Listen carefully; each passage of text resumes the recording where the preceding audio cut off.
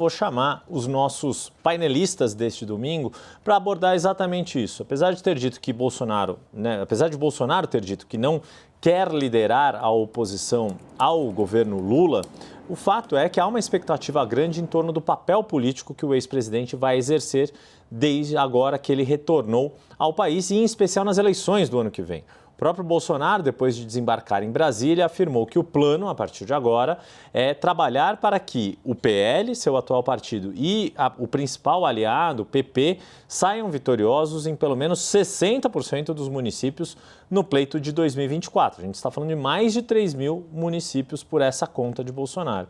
E como o ex-presidente vai assumir esse posto de presidente de honra do PL, a ideia do partido é que ele comece a viajar com mais frequência pelo país. O próprio ex-presidente, em entrevista ao Leandro Magalhães, antes de embarcar nos Estados Unidos, chegou a falar em 2 vezes por mês, 2 viagens por mês. E também ajudar os parlamentares aliados. Esses planos, como a gente também já mencionou aqui com o Leandro Rezende, claro, vão ter muita dependência ou vai ter muita influência toda essa situação jurídica do ex-presidente. E para conversar sobre esse assunto, fazer o nosso painel de hoje acerca do futuro político de Bolsonaro, estão aqui conosco os deputados federais Kiko Seleguin, do PT de São Paulo, e Lincoln Portela, do PL de Minas Gerais.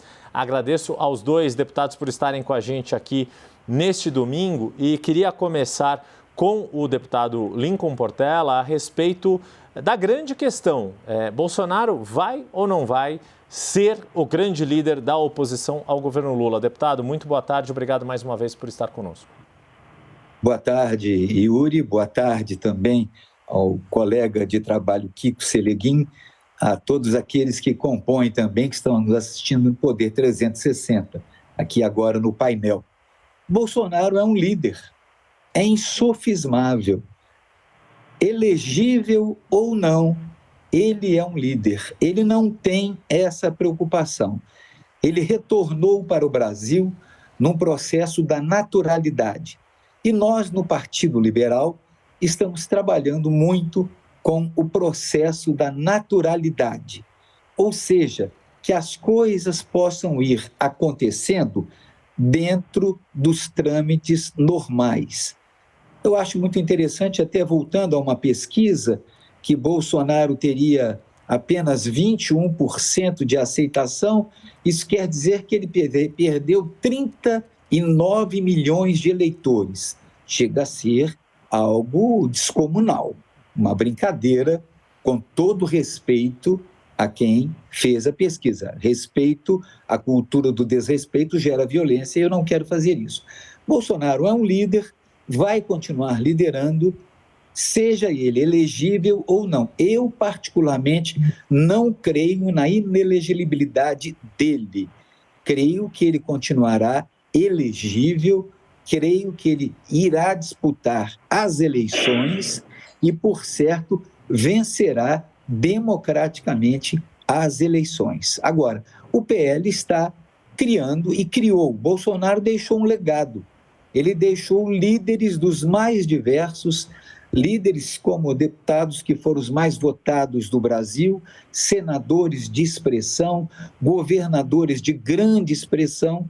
Então, nós hoje temos um time dentro do Partido Liberal e aliados, homens e mulheres que têm conduta ilibada e que podem muito bem dar sequência a todo o trabalho iniciado pelo presidente Jair Messias Bolsonaro.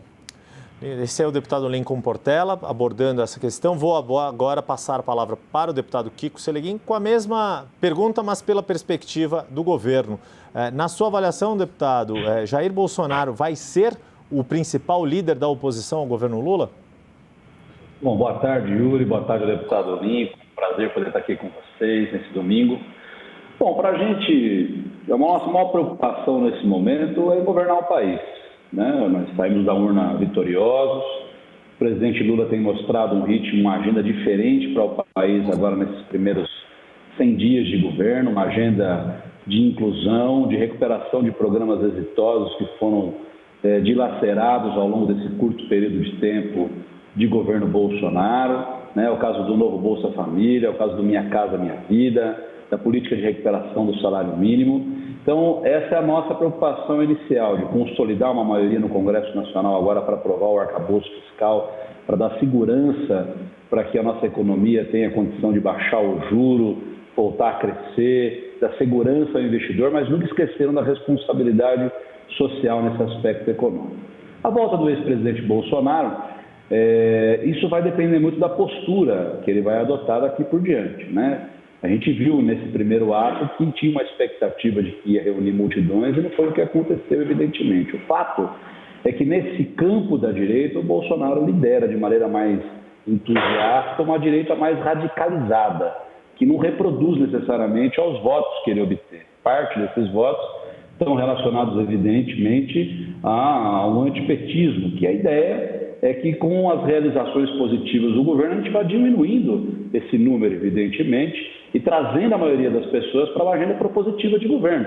Porque liderar a oposição do jeito que ele vem costumando, do jeito que ele governou o país, por exemplo, dividindo, é tudo que nós queremos, porque ele vai ficando cada vez mais isolado num canto de radicais. Eu gostaria muito de ter um líder da oposição que propusesse coisas, projetos, alternativas. Por exemplo, nós vamos ter uma proposta para discutir reforma tributária no Congresso Nacional. Qual é a posição do ex-presidente Bolsonaro a respeito disso, né? Se fosse uma oposição no sentido de contribuir com o debate, de trazer temas que talvez a gente não tenha se atentado, seria positivo, mas eu vejo isso com muita desesperança. Acho que a postura dele vai ser continuar no cercadinho, rodeado de pessoas que estão preocupadas em dividir, para criar fato político no sentido de criar engajamento nas redes sociais, do que apresentar uma alternativa de poder e de construção democrática. Deputado, vou colocar uma nova questão para os dois deputados e inverter agora a ordem, começando com o deputado Kiko Sereguin. O deputado Lincoln Portela já abordou um pouco dessa questão que eu vou trazer agora, pegando o gancho do meu colega Leandro Rezende, que trouxe essa informação de que aquela ação do PDT que envolve a reunião com embaixadores, em que uma série de questões, algumas delas de forma infundada, foram colocadas em relação às urnas eletrônicas, que esse processo pode avançar para a fase final. Na sua avaliação, Kiko Sereguin e depois deputado Lincoln Portela, esta questão de uma eventual inelegibilidade de Jair Bolsonaro, ou seja, o fato dele poder se tornar inelegível, enfraquece o papel que ele pode ter como líder desta direita, que, como disse o deputado Lincoln Portela, se consolidou na eleição de 2022, ou não? Ou isso pode, inclusive, fortalecer o discurso, a narrativa que também é colocada pelo próprio ex-presidente Jair Bolsonaro, de que isso poderia significar algum tipo de perseguição ou de conspiração contra o campo que o apoia. Deputado Kiko Sereguin, para começar. Bom, eu vejo dois aspectos nisso. Primeiro vai ser essa novidade do Bolsonaro, depois de 30 anos de vida pública, 30 e tantos anos, ter que fazer a sua atuação raivosa, desconstrutora, sem foro privilegiado. Portanto, ele vai estar vulnerável, vamos dizer assim, e precisa ter uma atuação mais responsável, senão vai arder com a pena da lei, né? Então, eu estou curioso para saber como é que vai ser isso, além de responder pelos maus feitos no passado. Você citou aqui o caso da ação do PDT, mas tem outras tantas. Vamos esquecer que o Bolsonaro, enquanto ator de governo, enquanto presidente, despejou bilhões de reais em programas eleitoreiros para tentar se reeleger. O segundo aspecto, Yuri, eu vejo o seguinte: tem muita gente, por exemplo, eu vejo o caso do governador de São Paulo, Tarcísio, que se elegeu, né, subindo na carona das motocicletas do ex-presidente Bolsonaro, motocicletas pagas inclusive com dinheiro público, infelizmente, descumprindo a legislação, tem tido uma postura mais republicana diante das ações de governo. Como é que a presença do Bolsonaro vai se dar, por exemplo, com o caso do Tarcísio, do governador do Rio de Janeiro, do governador de Minas Gerais? Eles vão atuar de maneira respeitosa republicana ou eles vão voltar a subir na garupa da moto do Bolsonaro, destilando ódio pela sociedade? Então, acho que é um desafio, inclusive, para a direita. Eu não vejo o Bolsonaro como um construtor de uma alternativa de poder. Ele constrói a própria história, né? Eu concordo numa coisa com o deputado Lincoln, de que Bolsonaro é elegível ou não, ele lidera sim, mas ele não lidera esse contingente de votos que a direita acha. Ele lidera uma direita radicalizada numa fração muito pequena, que ao longo dessa atuação, a tendência é que ele vá ficando cada vez mais no isolamento, defendendo políticas radicalizadas que não ajudam em nada a construção de um ambiente econômico e social que o nosso país precisa nesse momento. Passo a palavra agora ao deputado Lincoln Portela com essa mesma questão. O senhor já abordou que não considera, ou que considera improvável que o TSE torne Bolsonaro inelegível. Mas caso isso ocorra, o senhor acredita que isso poderia, inclusive, fortalecer o discurso de perseguição por parte das instituições ou de dois pesos e duas medidas nessas questões? Eu sou o deputado mineiro com o maior número de mandatos consecutivos atualmente. Eu tenho 7 mandatos consecutivos, graças ao eleitorado, graças a Deus, aos pares, aos amigos, e respeito muito isso, não por minha força. Eu já fui primeiro vice-líder, já fui líder, já fui presidente de comissão, já fui primeiro vice-presidente da casa, cheguei a assumir a presidência da casa. Participei por vários governos. Eu nunca vi um governo mais raivoso, como estou vendo agora, do que o atual governo.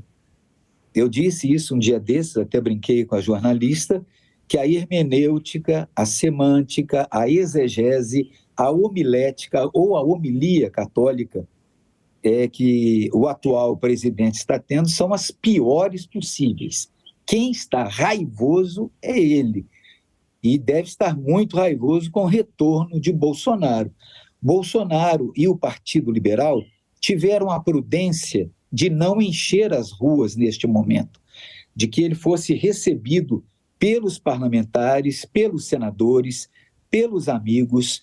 Impedimos movimentações, inclusive o próprio governo do Distrito Federal pediu que essas movimentações não acontecessem e nós acatamos essas determinações, e Bolsonaro já chegou brilhando.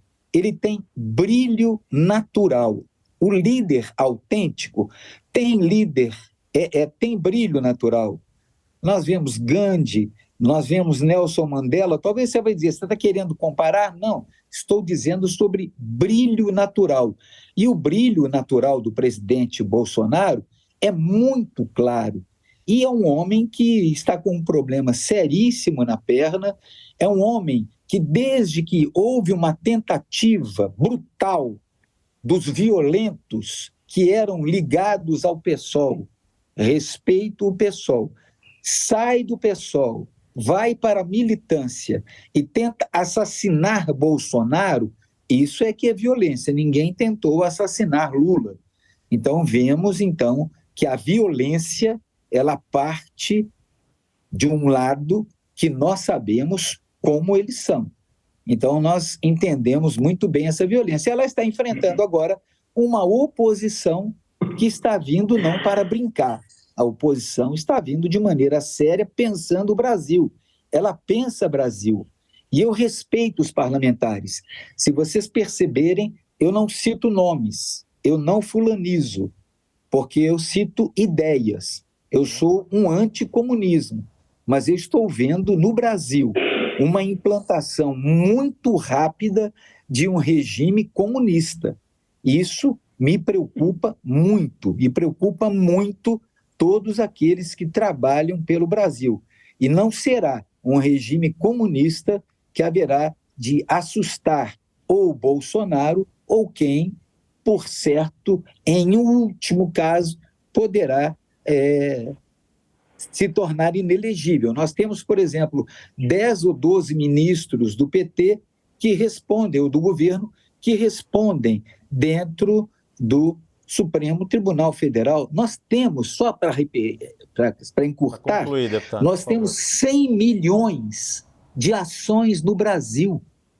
Com mais 100 milhões de pessoas que são vítimas dessas ações, temos 200 milhões de brasileiros, direta ou indiretamente, com ações. Tá. Venceremos.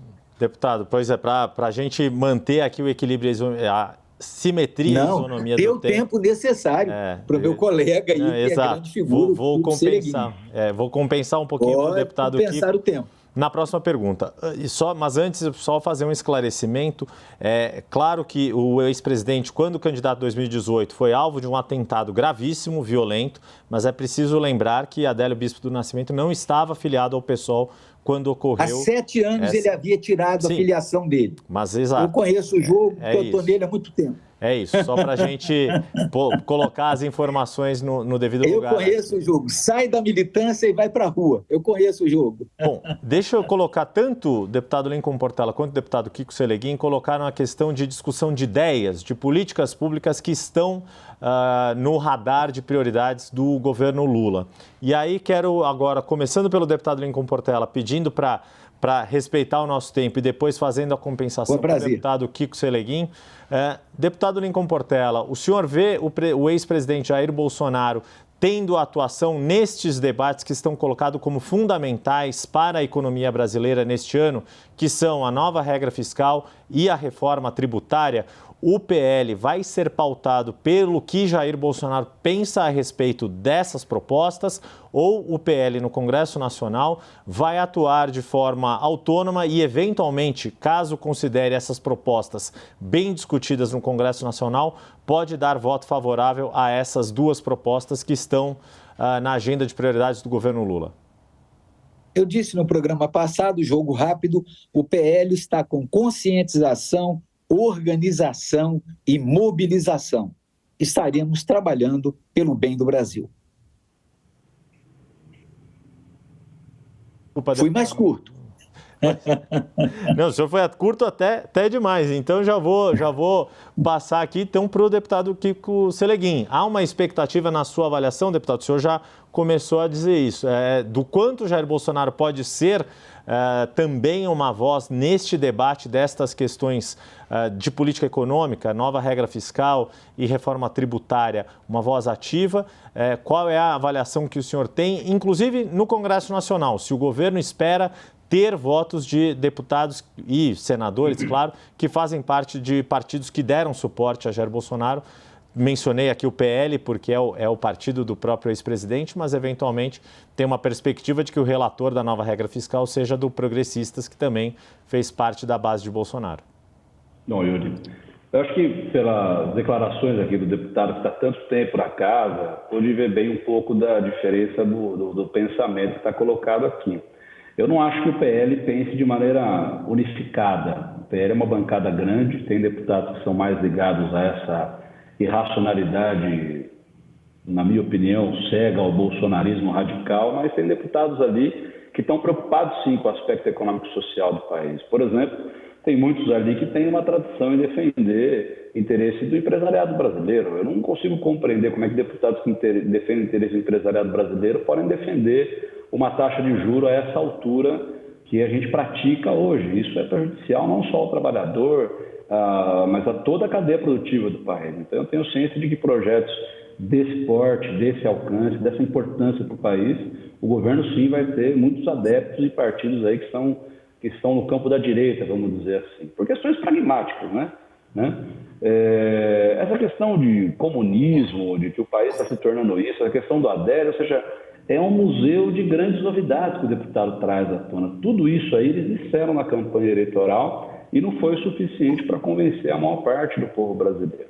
E muito disso, inclusive, deputados respondem, deputados, cidadãos, enfim, o próprio presidente Bolsonaro responde na justiça a essas fake news que ajudaram a alimentar uma rede de intrigas na internet. Então isso não me preocupa, porque o debate real é o debate de ideias. Eu não vejo num governo que traz uma proposta à luz do dia, de arcabouço fiscal, ou seja, nós vamos fazer com que o país cresça, mas com segurança jurídica, de que nós vamos fechar no azul todo ano, mas não vamos deixar de investir em saúde e educação. Isso não tem nada de comunismo, né? Construir moradia popular subsidiada para os trabalhadores de baixa renda, não tem nada de comunismo. Quem vai construir essas moradias é um mercado, vai gerar milhares de empregos, né? Por exemplo, condicionar o benefício do Bolsa Família ao pai matricular o filho na escola ou a tomar vacina para a gente retomar um legado que nós tínhamos de mais de 90% da população vacinada, e nesse ambiente de fake news, hoje nós temos pouco mais de 59% das nossas crianças vacinadas. Então, não se trata de um debate de comunismo, ou seja, isso é cortina de fumaça. O que nós temos que discutir é a real. A real é: o Brasil precisa crescer, para crescer precisa diminuir o juro, o governo precisa dar garantia de políticas concretas, sólidas nessa direção, e de preferência a oposição podia ser um pouco mais propositiva. Mas se fizer a opção, que na minha opinião é a minha aposta, de se pautar na trajetória do Jair Bolsonaro aí, radicalizar o discurso, eu vou dizer para você, Yuri, aos poucos isso tudo vai se diluindo, porque as pessoas estão compreendendo de que o que nós estamos tentando construir no Brasil é um governo de união, né? Nós temos hoje uma aliança que vai muito além da esquerda, vai para o campo da centro-direita, inclusive, nessa preocupação, nessa agenda de mostrar para o mundo que o Brasil é um porto seguro para investimentos, para parcerias à luz daquilo que a gente considera como civilizatório, daquilo que a ciência considera políticas públicas e boas práticas no sentido de diminuir a desigualdade social e oferecer os melhores recursos para a nossa agenda. Então, não cabe a gente, e não é nossa preocupação, ficar no debate da fake news. Agora, confundir ações enérgicas que o governo teve com radicalismo é muita falta de sensibilidade. Nós tivemos no dia 8 de fevereiro uma tentativa de golpe nesse país. O que esperava do governo? Que não tivesse uma atitude enérgica? Aliás, não foi uma atitude do governo, foi uma atitude dos 27 governadores, do Congresso Nacional, do Supremo Tribunal Federal, de combater esse radicalismo de maneira enérgica, para não deixar sombra de dúvidas de que o nosso grande patrimônio é a democracia e a vontade popular que o povo fez valer nas urnas. Ok, só para pontuar, deputado, foi na verdade no 8 de janeiro, né? Não no 8 de fevereiro, o ataque às sedes dos três poderes. A vantagem de ter dois deputados, embora deputado Kiko Seleguin, estreante na Câmara, deputado Lincoln Portela, já um veterano da Câmara, o bom é que aqui no nosso painel, ambos são veteranos e ambos são muito cordatos e facilitam muito o trabalho deste mediador aqui. Ambos respeitaram o tempo, a gente conseguiu fazer um bom equilíbrio e um bom debate. Agradeço mais uma vez, deputado Kiko Seleguin, do PT de São Paulo, deputado Lincoln Portela, do PL de Minas Gerais, pela disposição de estar aqui numa tarde de domingo, domingo de Ramos, aqui conosco, e desejo uma boa semana a ambos. Muito obrigado. Valeu. Só um agradecimento. Obrigado, deputado. Por favor. Agradecimento. Só um agradecimento. O agronegócio brasileiro agradece muito ao atual presidente da República, que os chama de fascistas. E também o golpe foi o golpe das vassouras, rodos, com velhinhas de 70 anos de idade. Grande abraço. Muito obrigado mais uma vez. Obrigado, deputado. Um abraço.